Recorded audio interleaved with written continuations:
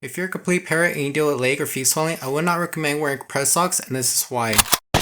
Real quick before I talk about leg and feet swelling after a spinal cord injury, I'd like to thank Retry for subscribing. And for donations, I'd like to thank my home nurse Chande for donating these Juven mixed drinks for my repair stores. And this is what it looks like. And she also gave me like a $25 Amazon gift card. If you have swelling in your legs and feet, what you could do is elevate them by using a hospital bed. And if you don't have a hospital bed, then what you could do instead is use a wedge. But if you don't have a wedge, then you can use a pillow. But if you want more elevation, what you could do is roll up a pillow and then put it under your leg. And if you have a foam roller, then you can put that underneath your leg instead of rolling up the pillow. But if having swollen legs or feet is a consistent thing for you, then you can ask your doctor to prescribe you water pills. And in my case, I'm taking furosemide and it's 20 milligrams. As a disclaimer, taking water pills can lower your blood pressure and make you dizzy. And that's actually not good, especially if you're in a wheelchair, because you could potentially fall. So just take when needed. When it comes to leg or feet swelling, there's a misconception that you're supposed to wear compressed socks to lower the swelling. I would not recommend that if you're a complete para such as myself, because since it's tight and we cannot feel, it causes pressure sores on the feet. And it's also because I was bedbound when I had surgery. But if you're incomplete, then it should be alright to wear it, because you could probably feel if the sock is too tight. But either or, you should still be mindful. And even the wrinkles of a sock can cause pressure sores. Another reason why I hate compressed socks is they're very difficult to put on. But if you're incomplete and you want to wear compressed socks without the struggle, they make a compressed sock with a zipper. But if you're complete and you want to have some kind of compression on your feet, then you can wear two socks. But it cannot be the sock they give you in rehab because it's too loose and it's not going to do nothing. Now if you're at the hospital and you have some kind of swelling, most likely they're going to wrap up your legs. But wrapping up your legs like completely is mostly for those that get dizzy when they sit up. But having your legs wrapped with ace bandages is as bad as wearing compressed socks, because just like compressed socks, it's tight and it could cause pressure sores. Now let me tell you a funny story about wearing ace bandages on your feet. Because I had surgery for a wound flap on my hip, I was pretty much bedbound for a month. So I ended up getting pressure sores on my heels. And so they had put some dressings on my heels, and since it kept falling off, they had to wrap it up with ace bandages. And when one of the nurses came in to check out my heels to change the bandages, he knows I had pressure sores all over my feet, and he asked if I was laying on my stomach, and I just told him I just had surgery. I cannot lay on my stomach. I had to lay on my back only, which was very painful. So because we deal with feet swelling, our shoes are probably not going to fit. So my dad ended up buying a shoe measuring tool to measure my feet. And having a shoe measuring tool kind of helps to see what shoe size you have, so you don't have to keep returning shoes to the store. And when choosing a shoe size, it's best to have a thumb width. But even then, it could be quite difficult to try to find shoes that fit swollen feet. And your feet might not be swollen now, but it could swell over time. And if you're paralyzed, especially as a complete para, then most likely you're not going to feel if your shoes are getting tighter. And for me, what causes swelling is when I sit a lot. And that's usually because I'm always editing video for you guys. So if you guys appreciate that, then leave a like, and also don't forget to subscribe. So some of you guys might be thinking, well, why don't you get bigger size shoes? That doesn't help if you have swollen feet. And the reason why I say that is because my dad bought me shoes that are a size bigger, and they still didn't fit. We don't have problems with the length. Having swollen feet, we have problems with the width, and so it kind of makes it snug. And my dad had to ship it back to Amazon, and that's a long process. And so my dad ended up buying me these shoes, and they're kind of like sandals. It might not look that flattering, but for me personally, I'm in a wheelchair and I got nobody to impress. So most of us being wheelchair users, we kind of wear sweats, so it kind of goes with it. I will wear these shoes if I need to go outside real quick, or even inside, or even at my doctor's appointment. It's kind of like a casual footwear. And the shoe, or I'll say sandal, is very helpful, especially if you wear foot braces. But if I want to go out and dress up nice, then I'll wear Adidas shoes. And for Adidas shoes, for some reason, it fits without a problem, unlike the regular shoes. But I don't know, I don't really see much difference, but leave in comments below why you think Adidas shoes will fit me even after my feet swells and these don't. Real quick, I forgot to mention some compressed socks may be fine, but those that look like female stockings, those are definitely not good, especially as a complete paraplegic, because they're even tighter than the ones I showed you, and that's not good for pressure sores, and also it makes it even harder to put on. Anyways, leave in comments below what are some things you do when your legs and feet swells, and also leave in comments below what video I should do next. Anyways, as always, stay humble. Until next time, bye.